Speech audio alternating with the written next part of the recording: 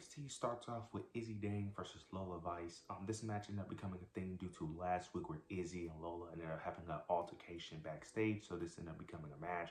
It was a solid match. I enjoyed it. Towards the end of the match, you end up getting Tatum Paxley ends up coming out with a chainsaw. She ends up breaking down, the NXT wall with the chainsaw. Ends up chasing after Shawn Spears.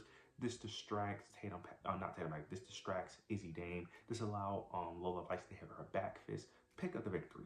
After the match, you end up getting Kalani Jordan. She's attacks Lola Vice to continue their little rivalry. Look, I like what they did here. I did like that they protect Izzy Dane because I knew Lola Vice was going to win the match. I knew she was going to win.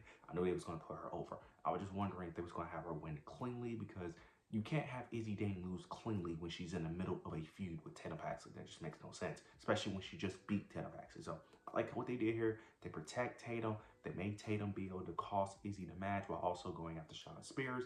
One thing I do wonder is, I'm wondering, are they doing what they did with Brooks Jensen, what they're doing with Nico? Because with Izzy Dane, when she just randomly attacked Brooks Jensen with a steel chair, I wonder if they're doing the same thing with Tatum Paxley, where she took out Nico off screen, but they're just not going to give an explanation to why he disappeared.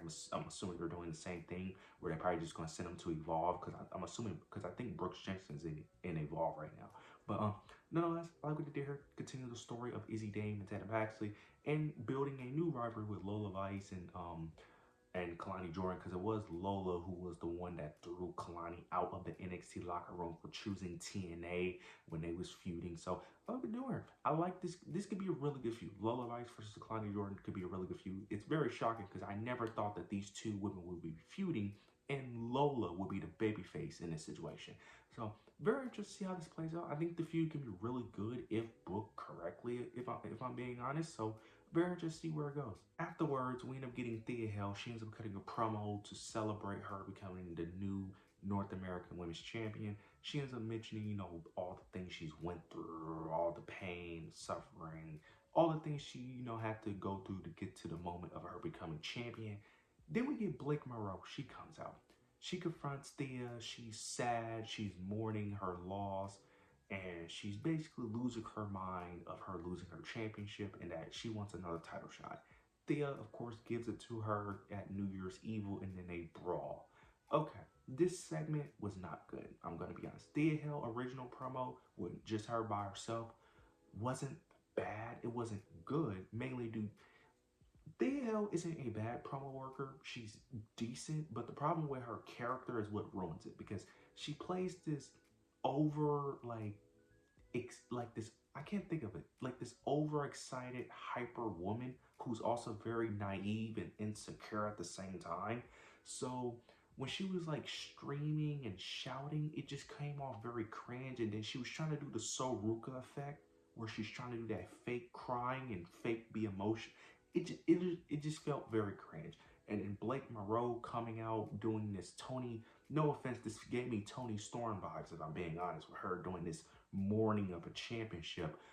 That made it even more cringe. I'm going to be honest, I'm just ready for this feud to be over with. I'm just going to be honest with you. I'm just ready for Blake Moreau to be champion again. I'm going to be honest with you. I don't want to ever see this feud again, which is very unfortunate because I like both women, but this dynamic just don't work. It's just, maybe it can work, maybe it's just poorly executed, but for me, this segment was just not good. I just did not like it. This just felt weird, felt off, very cringe, if I'm being honest, and I felt very uncomfortable watching this. I'm just going to be honest with you. So interested to see how the match plays out, because both women are great in ring, so I think it will be a great match, but the feud, I'm just ready for this to be over. So we'll see how this plays out next week, because they're going to have because we got one more episode before New Year's Eve. So interested to see how this all unfolds, but I'm assuming Blake Moreau will retain, because Thea Hale wasn't supposed to win the match anyway. So I'm assuming Blake Moreau will retain, and then we go back to our original program. But very interested how it plays out. Moving on to Obafemi and Leon Slater, they end up having a sit down interview segment with Kelly Kincaid. Really good sit down segment, nothing too special. You get Oba mentioning, him being on the rise and that his time is coming, mentioning what happened at Saturday Night's main event with Cody, him retaining the NXT Championship. Then Kelly ended up asking Leon about his upbringing, about his wrestling journey, and all that.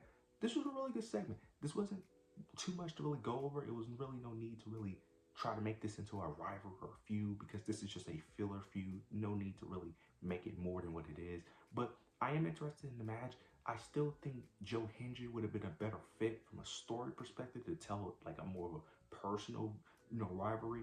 But from a match perspective, this is the more interesting match. So I do understand why they went this route, and I am very interested to see how this match plays out. Because the match is going to be a banger. Like Leon Slater, like if Javon Evans and Oba Femi is gonna have bangers, I'm pretty sure Leon Slater and Oba are gonna have bangers. So I'm interested to see how the match plays out. Oba will retain in this situation, but the match itself should be an absolute banger. What's next for Oba? I'm assuming eventually Javon Evans will be the one to defeat Oba, most likely at Stand and Deliver. I'm assuming. So, but nonetheless, this is a really cool sit down interview segment. Nothing more to really go over. Now we get the face-to-face promo between Javon Evans and Ricky Saints. Solid face-to-face promo. This was very short for a face-to-face promo. I would kind of wish it was a bit longer.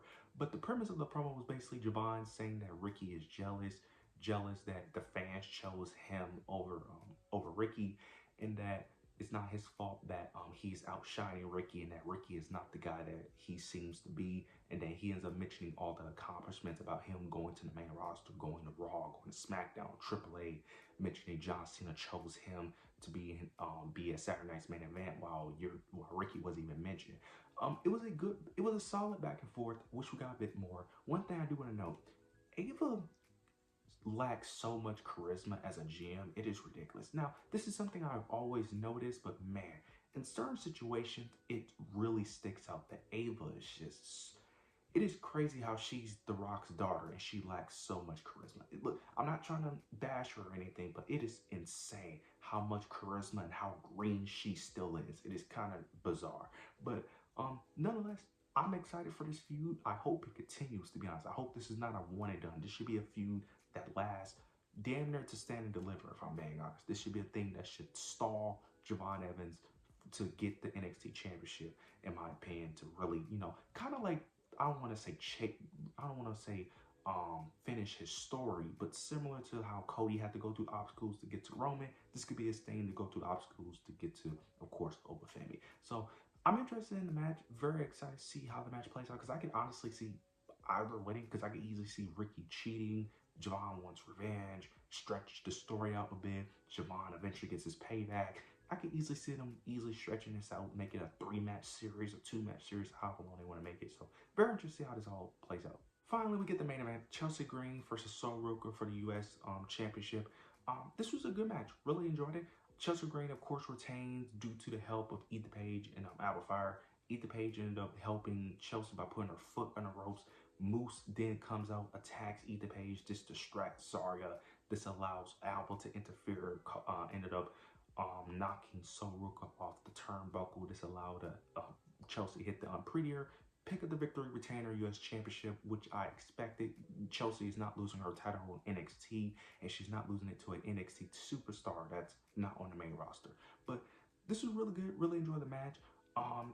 Then afterwards, we ended up getting Zarya and Sol Ruca attack Chelsea and Alba after the match. So don't know where we're going with this whole Zarya and Sol Ruca thing. It looks like they're slowing the story back down again, which I'm very annoyed by because how many times are we going to tease it, stop teasing it, tease? This is giving me Austin Theory and Grayson Waller vibes, if I'm being honest. Like, it's starting to remind me of that. Let's hope it's not that, but it's starting to remind me of that. Overall show, it was an okay show.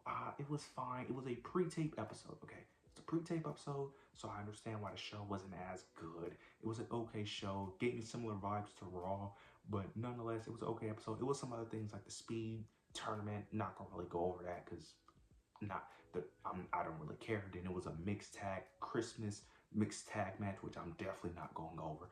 But nonetheless, it was an okay show. But you guys let me know overall thoughts and opinions down below. Make sure to like, comment, subscribe, hit the notification bell so you don't miss any of my content. But yeah, that's it.